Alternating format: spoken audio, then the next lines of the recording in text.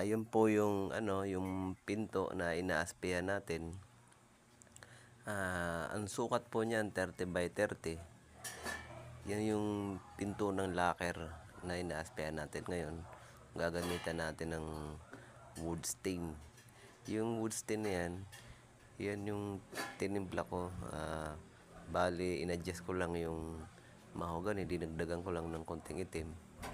At iyan naman, pangaspe natin. So, madali lang yan, kakayod mo lang yan. So, kailan lalaro-laruin mo lang. Yan. Para na siyang mukhang palo China. Pero dahil sa ayaw ng may-ari ng ganyan, so buburahin natin para hindi gaanong halata yung pagkapalo China niya. So, ito ho. Kakayori lang natin ng basahan na mais.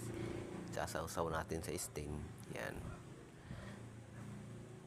Parang buburahin natin yung mga guhit-guhit kasi para siyang halata talagang palo China. Ay ayaw nung may-ari na ganyan, na parang palo China. So ayan, ganyan lang gagawin natin.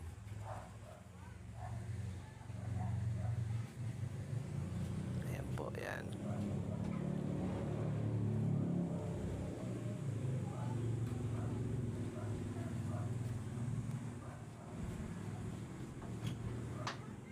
Ayan, ginagawa lang natin yan. Diyan, nag-aaspin na ako dyan eh. Siyempre, inaayos natin para medyo ano. Kasi yung naaprobahan nung una, hindi gaano malalaki yung haspin ng riser natin. Maliliit lang.